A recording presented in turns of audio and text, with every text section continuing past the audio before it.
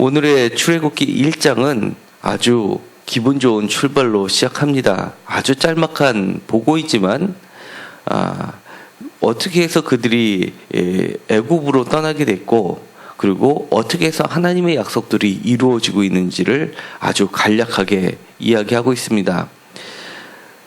5절에 보면 애굽으로 건너간 사람이 모두 70이라고 이야기를 합니다. 그러나 자녀들과 부인 수까지 하면 100만이 넘는 걸로 학자들은 보고 있습니다. 그러니까 이 70이 어떻게 해서 100만 가까운 대군으로 발전하게 되었는지를 보여주는 아주 귀한 단락입니다. 그런데 이렇게 하나님의 축복이 이어졌는데도 불구하고 7절에 보면 이스라엘 자손은 생육하고 불어나 번성하고 매우 강하여 온 땅을 강하게 되었더라라고 하는 그 축복의 이 한마디는 사실은 반감을 사고 있었습니다. 그거에 못지않게 그 요셉을 모르는 애굽의 왕 파라오는 두려움으로 그들을 바라보게 되었던 겁니다. 7절 한 절만 하더라도 이들이 축복을 받은 것을 반복해서 설명하고 있습니다. 생육하고 불어나 번성하고 매우 강하여 온 땅에 가득하게 되었더라. 이 5마디는 정말 모두가 늘어나는 축복을 말하는 것에 5번 반복이나 마찬가지입니다. 그런데 바로는 그들을 두려운 존재로 보게 됩니다. 그리고 나서는 11절에 보면 바로를 위하여 국고성 비돔과 라암셋을 건축하게 하였다라고 합니다. 그러면서 그들에게 주어진 것은 축복이 갑자기 변하여 그들의 생활을 괴롭게 하는 14절에 나오는 어려운 노동으로 바뀌게 됩니다. 그리고 그 어려운 노동을 반복해서 설명해주는 것은 바로 모두 엄하였더라라고 이야기합니다. 이처럼 그들에게 주어진 것은 축복이 오히려 불행으로 다가오는 것만 같습니다. 그러나 하나님은 그 과정 속에서 하나님의 놀라운 역사를 이루고 계시다는 겁니다. 우리가 출애굽해서 광야에서 그들이 떠나오는 발걸음을 보면 이들은 아마 애굽을 떠나고 싶지 않았었던 무리들이었던 것으로 보입니다. 왜냐하면 그들이 나올 때는 많은 것을 취해서 또 노동을 더 이상 하지 않아서 좋아서 나왔을지는 모르지만 얼마 못 가서 애굽에서의 고기를 그리워하면서 모세를 불평하는 모습을 보면 그들 등의 상당수는 사실은 애굽을 어쩔 수 없이 떠나온 자들이 더 많았다는 것을 나타냅니다. 성경에 보면 그들에게는 매우 그 노동이 엄한 것으로 표시만 되어 있지만 실제로 피라미드를 건축했던, 그리고 벽화들을 보면, 부조들을 보면 그들의 노동은 엄했지만 반대로 그들에게 주어지는 반대급부도 상당했음을 알 수 있습니다. 매일 일정한 식사를 제공했고, 물론 그것은 노동력을 감소시키지 않기 위한 방법이었고, 일정한 분량을 채울 때는 주기적으로 3교대로 해서 쉬게 할 수 있고, 또 가정으로 돌아갈 수 있는 교대 방식을 사용해서 효율을 극대화시켰었던 걸 알 수 있습니다. 그러니까 이들의 삶은 한편으로는 어려웠지만 또 한편으로는 여전히 애굽에 남아있고 싶어하는 사람들이 상당히 있었다는 것을 이야기합니다.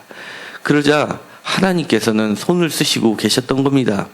그들이 애굽으로 왔을 때는 70인이었지만 하지만 그것이 영원한 정착지를 바라고 온 것은 아니었습니다. 왜냐하면 5절에 보면 야곱의 허리에서 나온 사람이라는 말로 해서 그들의 70인의 정신은 바로 야곱임을 알 수 있습니다. 야곱은 출애굽기 마지막 장 48장, 49장, 50장에 걸쳐서 야곱의 마지막 모습들이 나와 있는데요. 이 야곱은 사실은 죽고 나서 그 시체를 바로 가나안 땅으로 옮겨지는 것을 보게 됩니다. 그러니까 야곱의 유언은 결코 이 애굽 땅에 자신을 묻지 말라는 거였습니다. 그래서 요셉에 의해서 그 아버지의 죽음은 아주 성대하게 치러지면서 아브라함과 이삭이 묻혔던 곳으로 그 무덤에 장사되었던 것을 보게 됩니다. 그렇기 때문에 그들에게 있어서는 야곱이 준 메시지는 애굽이 아무리 좋아도 그곳에 정착하지 말라는 것이었습니다. 그럼에도 불구하고 심지어 요셉마저도 그 애굽을 놓기가 어려웠습니다. 요셉의 유골은 이 출애굽할 때 비로소 그들이 취해서 가나안 땅으로 가게 됩니다. 그러니까 이 요셉의 장례식을 보더라도 그들은 사실은 정착지가 애굽이었음을 알게 됩니다. 그러나 하나님께서는 그들을 축복해 주셨고 지금에 겪게 되는 이 어려움이 사실은 하나님의 온전한 뜻을 이루기 위한 하나님의 역사하심이라는 것을 알게 됩니다. 우리가 무엇인가를 축복을 크게 받으면 그 축복에 취해서 왜 그 축복이 처음에 주어지게 되었는지 그 목적을 상실하는 경우가 많이 있습니다. 그리고 하나님은 잊어버리고 원래의 뜻은 잊어버리고 그 축복에 취해서 자신들만의 세계를 구축하는 경우가 많이 있습니다. 그러자 하나씩 무엇인가를 잃어가기 시작할 때 그때서야 비로소 귀한 것을 깨닫게 시작합니다. 그것이 우리의 인생이고 우리의 어리석음입니다.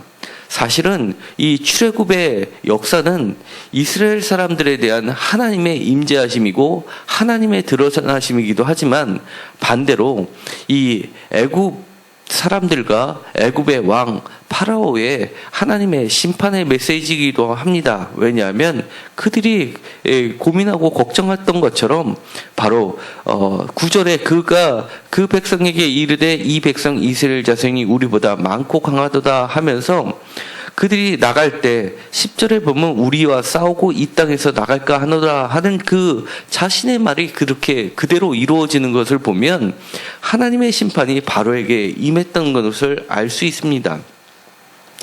그러면서 그런 상황에도 불구하고 바로는 자신을 깨닫지 못하고 자신의 어리석음을 깨닫지 못하고 5장 10절부터 나오는 그 이하에서 보면 기껏해야 이 바로가 취하는 행동이라는 것은 짚을 갖고 이스라엘 사람들을 괴롭히는 거였습니다. 벽돌을 구울 때 짚을 주지 아니야 하면서도 전과 동일한 할당량을 채우게 함으로써 이 지푸라기를 가지고 이스라엘 백성을 괴롭히는 어리석은 바로를 보게 됩니다. 하지만 출애굽기에 나와 있는 10가지 재앙을 통해서 그 지푸라기는 바로 자신이라는 것을 하나님이 보여주고 계시는 겁니다. 자신이 지푸라기인 것을 모르고 지푸라기 같은 별 볼 일 없는 존재인 것을 모르고 이스라엘 백성 즉 하나님의 아들들을 그렇게 지푸라기로 괴롭혔던 존재라는 것을 깨닫지 못하는 겁니다. 어쩌면 이 바로의 모습이 이스라엘 사람들에게도 있었다는 것입니다. 이렇게 번성하고 강대해질 때 충분히 그들은 하나님을 부르짖을 수도 있었지만 그들은 모든 것을 잃고 나서야 비로소 하나님을 찾게 된다는 겁니다. 우리는 어려운 가정 중에서 하나님이 나를 버렸다 생각하는 경우도 많지만 오늘의 본문은 그렇게 얘기하고 있지 않습니다.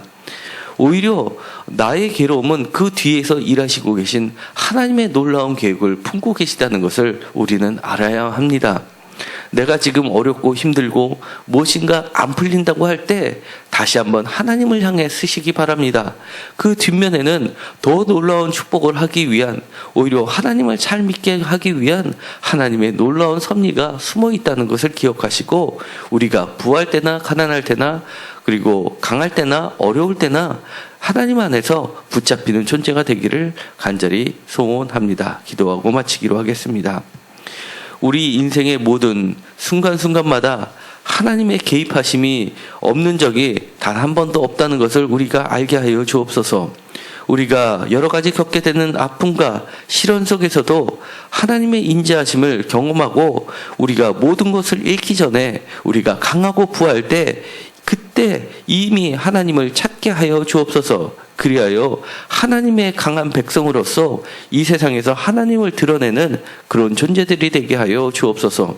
오늘도 시험을 준비하고 있는 우리 이지웅 학생에게 하나님께서 함께하여 주셔서 이스라엘 백성에게 주셨던 그 놀라운 축복이 강하고 또 불어나는 축복을 허락하여 주옵소서. 그리하여서 그 학생의 존재만으로도 하나님의 두려움을 느낄 수 있게 세상에 알게끔 하여 주시옵소서. 예수님의 이름으로 기도드렸습니다.